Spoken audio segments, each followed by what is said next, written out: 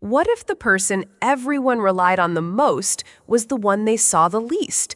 Not because she hid, not because she failed, but because she never asked for recognition, never demanded a spotlight, never made her pain anyone else's problem. They called her strong, but what they really meant was, you can take the hit, so we'll just keep swinging. Her name is Vanessa. In her family, strength wasn't rewarded, it was expected. Expected that she'd understand when they took her college fund and gave it to her younger sister. Expected that she'd smile through it when her research was stolen and published under someone else's name. Expected that she wouldn't mind when her childhood home, her safe place, was mortgaged 3 times to support someone else's dreams, because she was the responsible one, the reliable one, the one who didn't need as much. But here's the paradox. When you're the one who never breaks, no one thinks twice about bending you until you disappear. This is the story of what happens when the forgotten child, the background character in her own family, stops blending in. Not with shouting, not with revenge, not with anger, but with a manila envelope, a signature, and the truth. And the moment she placed that envelope on the dinner table, she didn't just shock her family. She rewrote the entire narrative they'd spent decades building without her. So if you've ever been the one expected to stay quiet, to stay small, to sacrifice silently, this story is for you. Vanessa was 9 when she first realized being excellent didn't mean being seen. It was the night of the school science fair. Her project, a hand-built motorized model of the solar system. Every planet painted by hand, suspended on wires, glowing from tiny battery-powered bulbs. She'd salvaged the motor from an old toy and spent weeks fine-tuning the rotation so they would move in orbit. Her teacher had gasped, "This isn't just good, this is beyond the curriculum. You have a gift, Vanessa." She was beaming, heart racing, ribbon in hand. She couldn't wait to run home, burst through the door, and share her triumph. But the moment she walked into the living room, it was already filled. Claire's drama club friends were everywhere. Glitter, fake trees, cardboard props. Her mom turned to her, beaming, "Claire got cast as tree number 2 in the school play. Isn't that amazing?" Her dad was hot gluing moss to a papier-mâché stump. Relatives were on speakerphone congratulating Claire. Pizza boxes were stacked high. The living room buzzed like a Broadway premiere. No one noticed the solar system box by Vanessa's feet. No one asked about the ribbon clutched in her hand. So she stood there for a long time. Then, quietly, she carried the box upstairs, set the glowing planets on her dresser, and crawled into bed, leaving them spinning in the dark, alone, quiet, beautiful. "My planets still turned," she would one day write in a journal, even when no one saw them. Being quiet isn't the same as being okay. But Vanessa's family never saw the difference. To them, her silence was convenience, proof that she didn't need, that she was fine. When Claire cried, people moved. When Vanessa held it in, people sighed with relief. Claire was expressive. Vanessa was composed. Claire was sensitive. Vanessa was stable. So every time Vanessa said she was tired, they assumed she'd manage. Every time she was left out, they assumed she didn't mind. And every time she swallowed disappointment to make room for someone else's dream, they called it maturity. But the truth? Every strong one breaks. The only difference is they do it in private. Vanessa's breaking point didn't come with screaming. It came with silence, so loud it echoed. Late nights alone in a library, medical journals instead of birthday parties, working 2 jobs to apply for med school while her sister got applause for attending 1 networking brunch. No one asked her how she got through those nights, because no one even saw them. And that's what hurt the most. Not the sacrifice, not even the favoritism, but the quiet assumption that her needs didn't exist. Vanessa was 17 when the acceptance letter came. She didn't scream, she didn't jump around the room, she just held it in both hands like it was glass, fragile, sacred. She had earned it. After-school tutoring, volunteering at the hospital every weekend. Claire needs it more. That was it. No hug, no pride, no celebration. Just a quiet click of the refrigerator door and the echo of something breaking inside her. She walked back upstairs, sat at her desk, folded the letter once, twice, tucked it away in the back drawer. She never brought it up again, and no one ever asked. But that night, something in her went silent. Not her voice, her hope. It started with a visit. Claire showed up unannounced at Vanessa's tiny dorm one night. Said the apartment she was crashing at was too noisy. Asked if she could stay for a few nights. Vanessa said yes. She always said yes. At the time, Vanessa was deep in a neuroscience research grant. Her desk was a chaos of data sets, highlighted journals, sticky notes, and early drafts of a paper that could change everything for her. Claire walked in, picked up a printed page, and laughed. "This is heavy stuff. Neurodegenerative markers?" Vanessa nodded. "It's for a grant submission." "Kind of a big deal." Claire raised her brows. "Huh, impressive." Then tossed the page back like it meant nothing. A month later, Vanessa got an email. It was from Claire. "Guess who just got published in the Regional Law Journal? Check it out. I used that story about the memory care ward. Hope you don't mind." Vanessa clicked the link and froze. There it was. Her work, her metaphors, her insights, reworded, repackaged, but unmistakably hers. Vanessa didn't scream. She didn't throw the phone. She didn't even raise her voice. She just stood there still, staring at the email, at the words Claire had twisted and stolen. And then she did something far more dangerous than yelling. She went quiet. Not the kind of quiet that comes from defeat. No, this was something else. The kind of silence that only comes before a storm. Vanessa didn't rage. She observed. She watched how everyone applauded Claire's article. How the likes and comments flooded in. How even her parents shared the link with captions like, "So proud of our daughter Claire, such heart in her writing." Vanessa said nothing. She didn't correct the lie. She didn't fight for credit. Because she was learning something important. In this family, truth didn't matter unless it was convenient. So she stopped trying to prove it. She didn't surrender. She stepped back and began to build her silence into something solid, not weakness. Not resignation, but preparation. Because if no one would protect her story, she'd protected herself. Vanessa never liked checking that old joint account. It had been opened during college, her name and her mother's. A safety net, they'd called it. For emergencies only. Groceries, car repairs, nothing more. And for years, it sat mostly untouched, a symbol of trust, of quiet mutual understanding. Until one afternoon, her phone buzzed. $4,500 withdrawn to a credit agency. From that account, her breath caught. She hadn't touched that money. She hadn't approved anything. She logged in, fingers trembling. The payment had gone toward Claire's maxed out credit card. No warning, no message, not even a heads up. Vanessa sat there blinking at the screen. She didn't scream, but this time she didn't stay still either. Because trust isn't stolen all at once.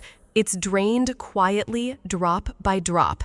And then came the second blow. A letter from the city housing office.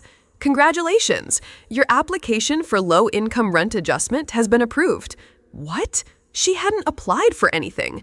She scanned the document. Her home address, her name on file, but the applicant, Claire. Her sister had used Vanessa's personal address, her safe space, to commit fraud. No permission, no apology, no shame. Just another quiet transaction from the bank of trust that had finally run dry. That night, Vanessa didn't cry. She didn't vent. She didn't call Sorrel. She didn't write in her journal. She took out her laptop, opened her banking app, and transferred every last cent out of the joint account. Then, with one final click, she closed it.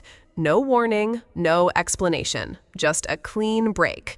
She pulled open the filing cabinet, took out every document tied to her name and theirs.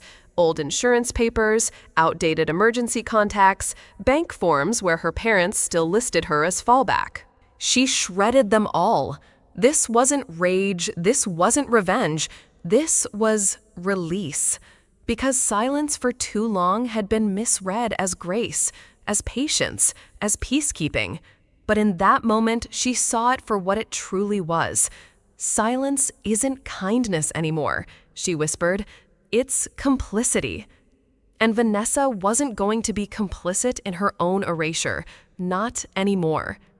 It arrived on a Tuesday, a thick envelope hand-delivered. On the cover, Claire's name in oversized gold foil. Her words, rewritten, polished, marketed as someone else's redemption arc. Even the story of the night she bought back the family house, retold with Clare as the one who saved it. Sorrel stood behind her. She didn't say anything. She didn't have to. Vanessa walked into the study, pulled out the folder, the one she had been building for months. Journal entries, time-stamped drafts, emails, old voice memos, screenshots of Clare asking for reference material. She sealed it in a large envelope. No note, no threat, just facts. And the next morning, she mailed it to Claire's publisher. No announcement, no press conference, no online rant, just a silent strike. And for once, the silence spoke loud enough.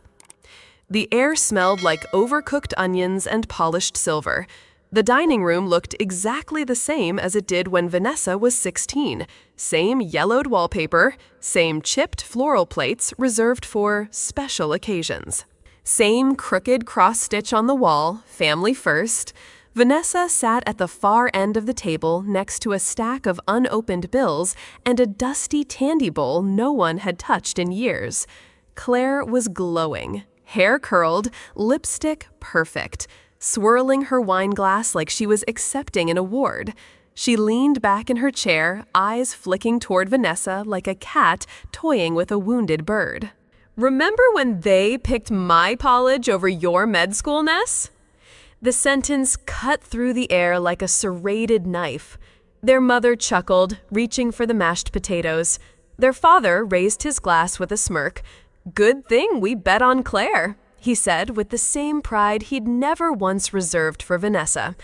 No one noticed the way Vanessa's hand trembled under the table. No one saw the quiet storm behind her steady smile. But something had shifted. And this time, she wasn't going to swallow it. Vanessa didn't raise her voice. She didn't even flinch. She reached into her bag, pulled out a thick manila envelope, and set it down quietly in the center of the dinner table. The room paused. Claire's smirk faded a shade. Her mother blinked. Her father looked confused. "What's that?" he asked, still holding his wine glass midair. Vanessa looked directly at him, calm, steady, and terrifying in her stillness. "The deed," she said. "To this house." A beat of silence. Then her father chuckled awkwardly. "What do you mean?" Vanessa leaned forward, voice clear. "I mean, the house was in foreclosure 3 months ago. You refinanced it again, this time for Claire's condo, and you defaulted." No one moved. "I bought it back," she said, voice like glass. "It's mine now." Claire's fork froze halfway to her mouth. Her mother's face went pale. Her father reached out for the envelope with trembling fingers, opened it. "Read the first page." Then the second, and went completely still. Vanessa didn't gloat, didn't smirk. She just sat there, calm, in control. "I didn't want you to lose it," she said, "but I also couldn't let this keep happening." No one touched their food again. The dinner table, the one that had echoed with praise for Clare for years, had finally gone silent. And in that silence, Vanessa was louder than she'd ever been. The silence wasn't awkward. It was surgical, precise. Like someone had removed the oxygen from the room with tweezers. No one moved, no one chewed, no one dared to speak. Clare stared at her plate like it might save her. Her mother fiddled with her napkin, twisting it into knots. Her father kept rereading the deed, hoping the words would magically change. Vanessa, she didn't cry, didn't smirk, didn't gloat. She just sat there, unshaken, like a storm that had already passed through and now was measuring the damage. This wasn't revenge. This wasn't theatrics. This was truth, served cold, on the same table where she had once been invisible. Vanessa didn't need their approval anymore, didn't need an apology, didn't need a toast in her name. She had something far more powerful now, silence that spoke volumes. After the dinner, Vanessa didn't sleep, not out of anger, but out of clarity. She went to the closet, opened the top drawer of an old wooden cabinet, and pulled out a box marked Clare in faded ink. Inside, familiar chaos, old notebooks, scribbled napkins, half-finished drafts, and her journals. Years ago, Vanessa had started saving everything Clare ever borrowed. At first, it had felt petty, but now it was evidence. Sticky notes with Clare's handwriting. "This is gold. I'll just tweak it a little." Text messages. "Hey sis, this paper on mitochondrial inheritance is fire." Because sometimes the only way to reclaim your story is to pull out the receipts. Vanessa didn't realize it until weeks later. Her name was missing from the International Medical Conference schedule. She checked the email thread. Nothing. Not a single invitation. Just silence. It didn't make sense. She'd been selected months ago. Her paper on neurovascular regeneration had been ranked top 5 globally. Then she opened her old laptop. The one she rarely used, the one Clare had borrowed last month. In the email trash folder, she found it. The invitation, flagged as spam, manually deleted. Seconds later, she found a forwarded email from her account to Clare, attached her entire presentation, slides, notes, visuals, references. Vanessa just stared, heart pounding, face numb. Clare hadn't just borrowed, she had sabotaged.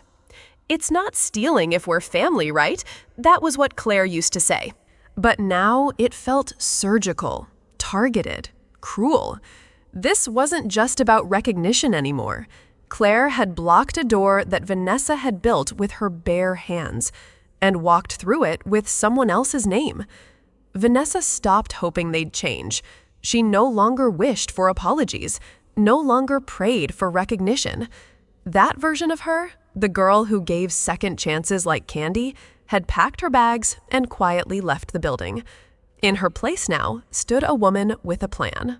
She hired a lawyer, not to sue, but to protect. She rewrote her lease, opened a private trust, transferred the deed to a holding company in her name only.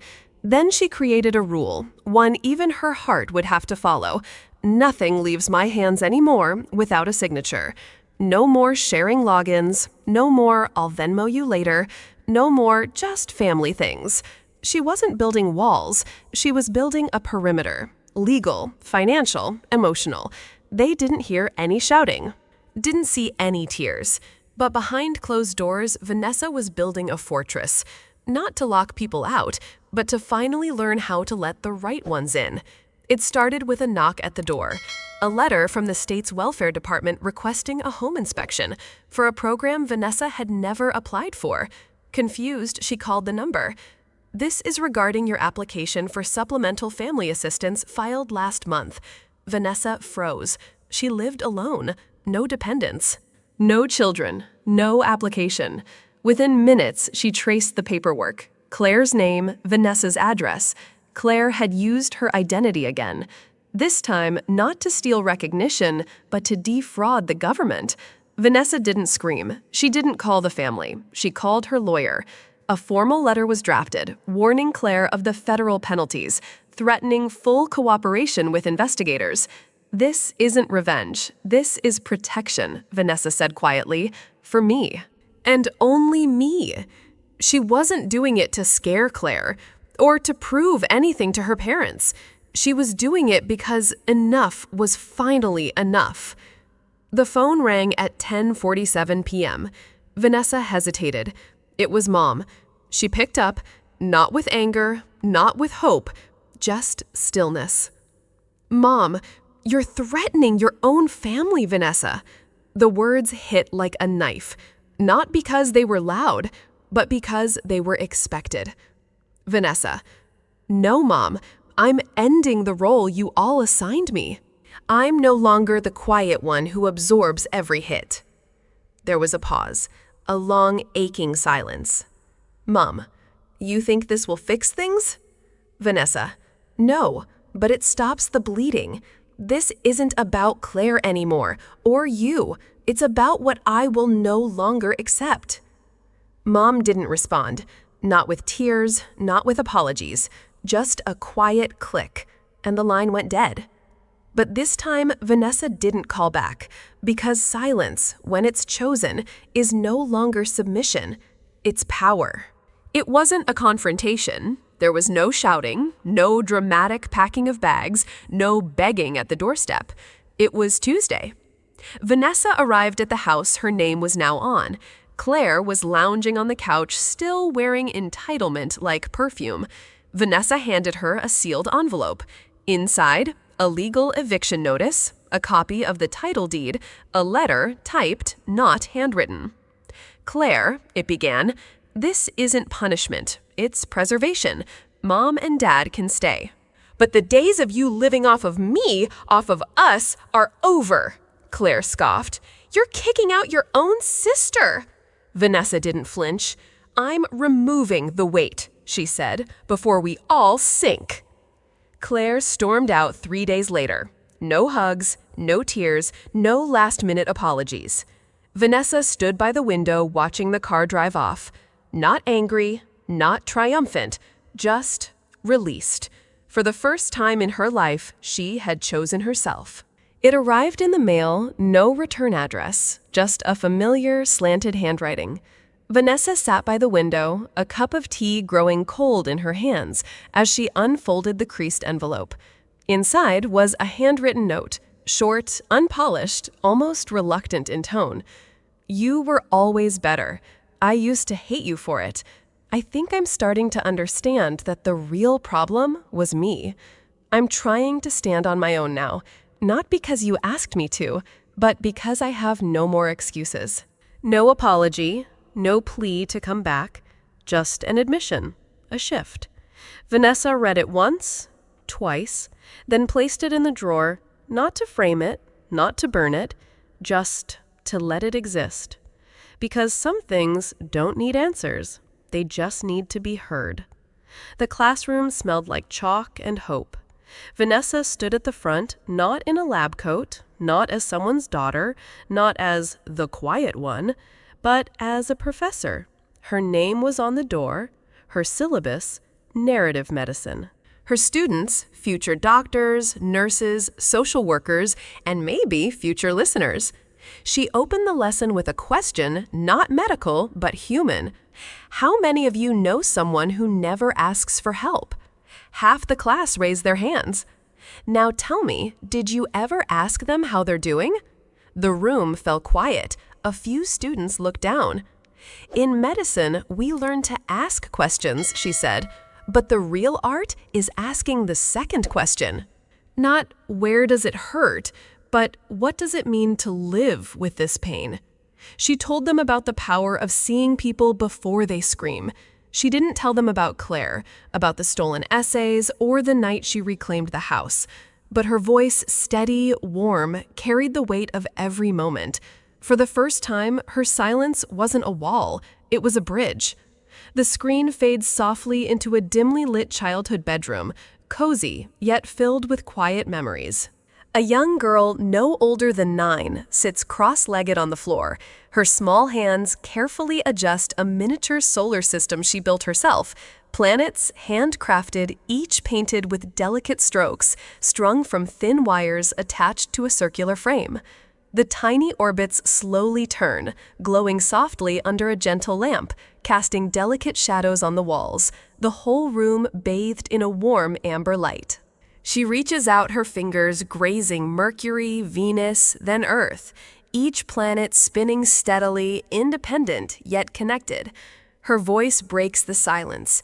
When I was 9, I thought I was just the moon, a small thing, orbiting Clare's bright shining light.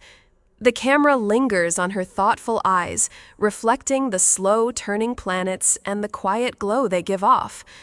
I believed my place was to circle someone else's star, to be seen only when I was lit by their fire. The scene shifts slowly, and the girl's gaze lifts toward the ceiling as if seeing beyond the room, beyond her childhood fears. But the truth I've learned is something else entirely. I am not the moon. I am the sun. I am the source of my own light. The solar system brightens. The light grows stronger, filling every corner of the room, warming her face, illuminating the hopeful smile that slowly blooms. The camera pulls back as the girl gently stands, her arms opening wide, as if embracing the universe itself. I don't need anyone to shine a light on me. I am enough. The light floods the screen and then gently fades to black. A final whisper. Sometimes the brightest stars are born from the quietest beginnings. Sometimes silence is mistaken for strength, but true strength lies in knowing when to speak up, when to set boundaries, and when to reclaim your own story. Vanessa's journey teaches us that self-worth isn't given, it's claimed. It's not about loud battles or dramatic confrontations, but about steady courage, clear boundaries, and the power of quiet resilience. In life, we may face people who try to erase us, take credit for our work, or undermine our value. The key is to recognize your own light, like Vanessa, who realized she wasn't the moon orbiting others, but the sun shining independently. By protecting your voice and standing firm in your truth, you inspire not only yourself, but others who feel unheard. Remember, your story matters, your voice matters, and sometimes the most powerful thing you can do is stop whispering and start shining. If Vanessa's story moved you, don't forget to subscribe to Whispers of Life, where we share real stories that touch the heart and empower the soul. Hit the like button if you believe in the power of resilience, and share your own story in the comments because your voice deserves to be heard. Together, let's build a community where silence turns into strength and where every whisper becomes a roar. Subscribe now and join the journey.